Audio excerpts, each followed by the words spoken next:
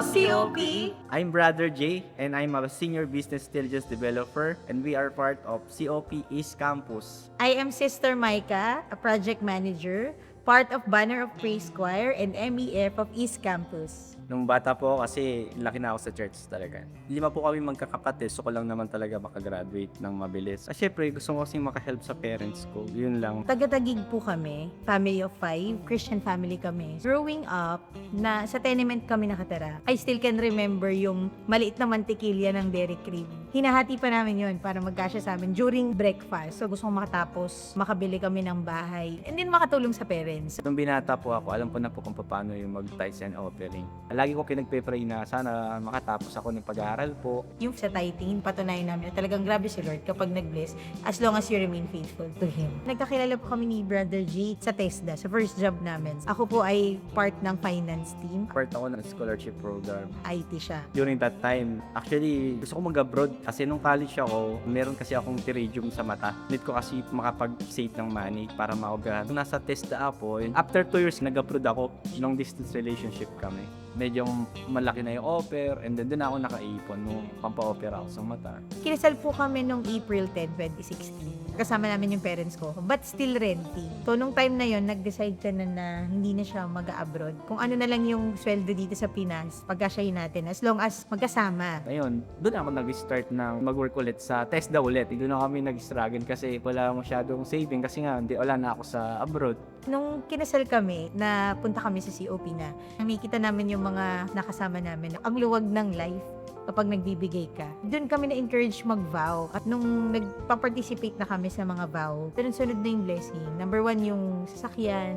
And then, yung anak po namin, we pray na normal delivery kasi mahal kapag CS. Ang prayer ko lang nun, makahanap lang ako ng permanent job eh. Gusto ko mag-corporate. Isang Bible verse na naalala ko yung Psalms 37 verse 4, "Commit yourself to the Lord and your plans will succeed." Nag-start kami ng Remain, pandemic. So yung harvest niya, slowly but surely, nung during the pandemic, nabigyan kami ng wisdom mag-certification. We are both certified sa Six Sigma. Kapag shift kami ng career, siya naging corporate and then ako po project management. So sabi ko, trust natin si Lord. Yung teaching po ni Pastor Samrad, yung kapag binild mo yung house ni Lord, God will build your house as well. Tapos, ang nakita niya condo, pinag-pray namin, Lord, bigyan mo naman kami ng unit na nasa baba lang.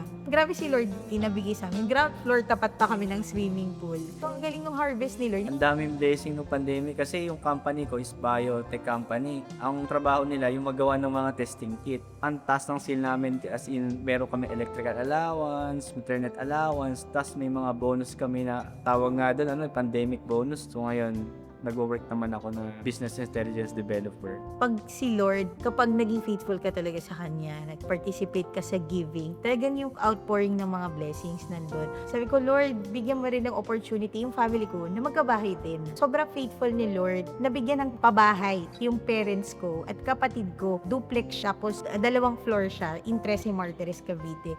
Sabi ko, Lord, grabe ka. Hindi lang isa yung binigay sa amin. Even yung extended family mo, na-bless din sila. Continuous lang yung Remain. Pero yun nga, may challenges pa rin eh. Na-stroke yung tatay ko. Ang unang sabi sa amin ng doktor, operahan. Talagang utang, credit card. Sabi ko, Lord, alam ko faithful ka. Nagre-remain kami. So during the times, bumisit din si Lolo Jan doon, yung The Precious Move. Ang laman ng wallet ko, hindi ganong kalaking amount. Sabi ko, Lord, malaking pangailangan ko. Pero alam ko yung blessing mo overflowing. Tapos, grabe po. Tumawag yung boss ko. Sabi niya, Mike, can you check your email?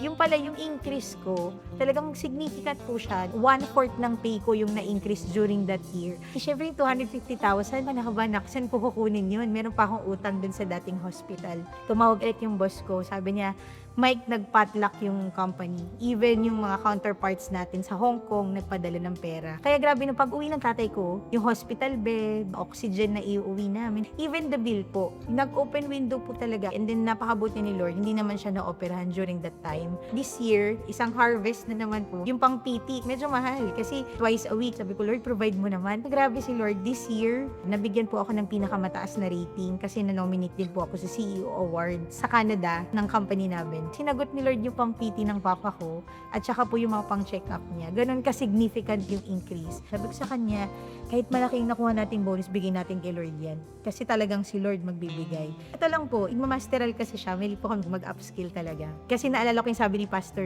upskill yourself para sa futures. Ang next na harvest niya, you have to submit na ma-accept sa ibang bansa yung case study mo ng isang conference. Doon na-receive namin acceptance doon sa first semester, and then recently lang. Sabi ko, uy, nakapasa tayo sa first sem. Dito naman tayo second sem. Dito, ang tagal. So, pinagpe-pray pa rin namin. Sabi ko, hindi, in Jesus' name. May good news yan si Lord. Grabe si Lord. May acceptance email na po kami. Talagang answered prayer. COP family, we encourage you to join our Remain project, and this is our family verse.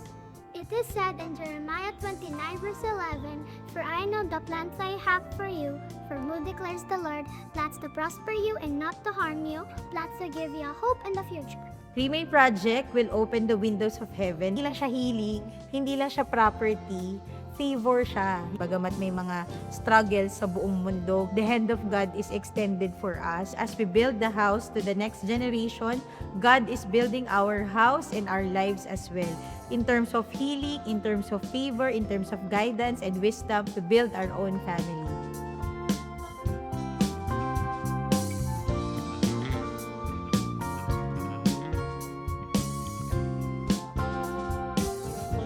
If God did it for us, He will do it for you!